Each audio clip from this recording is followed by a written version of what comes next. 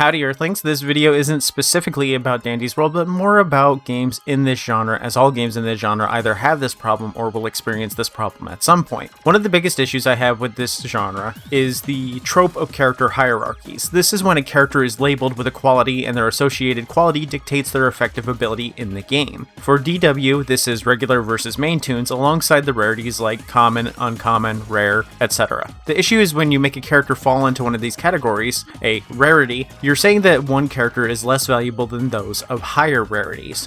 As a consequence, you as a designer may find yourself further justifying this hierarchy by making higher rarity characters better than those at lower rarities. If you've played Dandy's World, you know exactly what I'm talking about. You have characters at lower tiers unlocking higher tier characters who are supposedly better versions than the characters used to unlock them. In reality, all characters should be viable regardless of their quality. A player shouldn't feel like they're doing poorly because of the character and its ease of unlocking. An example I've used in the past that was controversial was Brightney being used to unlock V.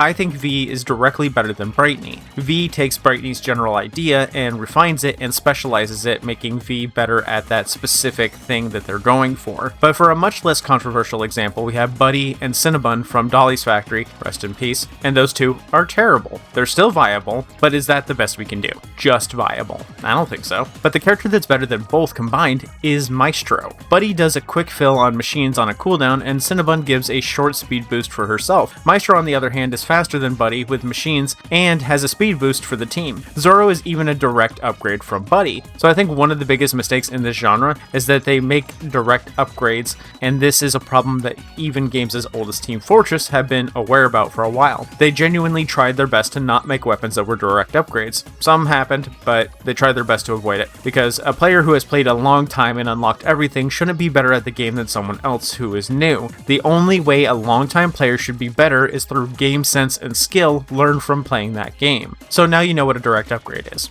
It's a character, item, or weapon that is directly better than previous characters. In some video games, like RPGs, these can be a good thing. It's the whole point of RPGs. When your Pokemon is level 100, a potion that heals 20 HP just isn't going to cut it. The item needs to scale with the player. Even with that example though, we have games that do this better, like the Tale series, whose healing items heal a percentage-based amount, so healing items from the beginning of the game are still useful 30 hours later. But direct upgrades make sense in an RPG. The whole point of the game is leveling and getting better through stats. But Delvers aren't RPGs, so when a direct upgrade is utilized, it makes the game worse for new players and makes people's favorite characters worse. A game without direct upgrades means every character is useful and impactful. If direct upgrades are bad, why do so many devs use them? Because they don't know any better probably? Or how to get around this problem? They might not even realize that it is a problem. Lots of Roblox devs are first-time devs, so they think it's normal. They think it's just progression. But it's also possible that they do so for malicious reasons. Having characters who are directly better than the starters can make you want to play the game longer by making you think that it's not that the game is the issue, just that you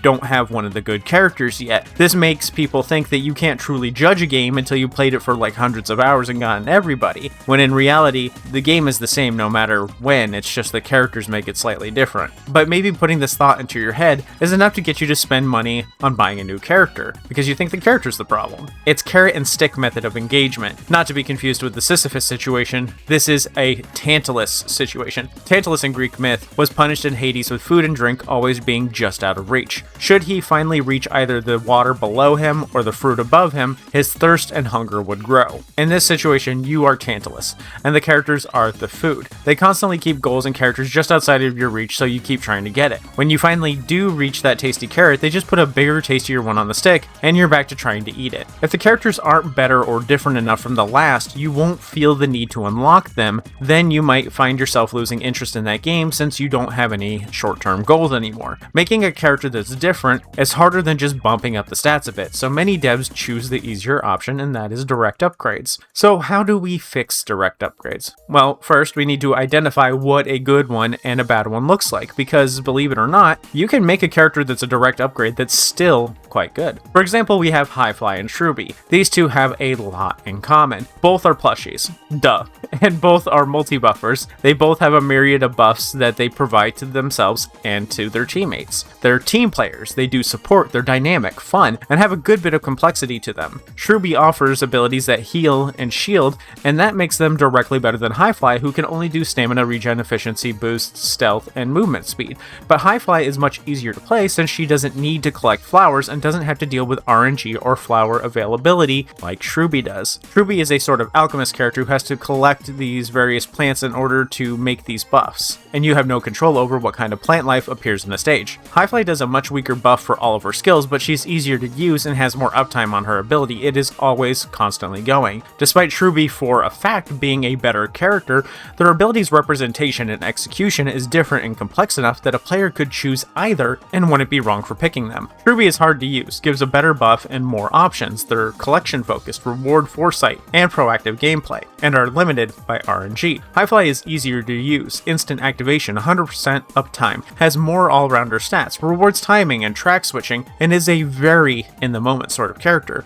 So you can see that some people, myself included, might prefer Highfly despite her being worse. This is the perfect way to make a character who is a direct upgrade. A player who likes Highfly will still want to unlock and try Shruby, but will ultimately stay with Highfly because of her easier to utilize execution, where players who appreciate complexity will go with Shruby. As for a bad direct upgrade, we have Cinnabun and Maestro. The signature of a direct upgrade that's bad is that playing the new character is better in every possible scenario, and there is no reason to use the other character. There is no situation where a player would choose to play Cinnabun aside from aesthetic, and that provides no gameplay advantage, so that doesn't count as direct upgrade stuff. In the ways that they're alike, Cinnabun and Maestro are both fast with low efficiency, easy to use abilities, low complexity in their kit, and are basically press a single button to go fast. How Cinnabun is different is that her only ability is selfish. It only works for herself. She has more stamina and stealth, which doesn't matter in Dolly's factory, and her ability increases her movement speed and stamina. Both aren't that important thanks to Carrot Rush for the speed boost and AI being easy to lose track of. Maestro is different by having more speed, which isn't important because of Carrot Rush. He buffs everyone's speed, he's a better extractor, has more HP, is a team player, and has two skills, one of which increases his efficiency over time. Notice how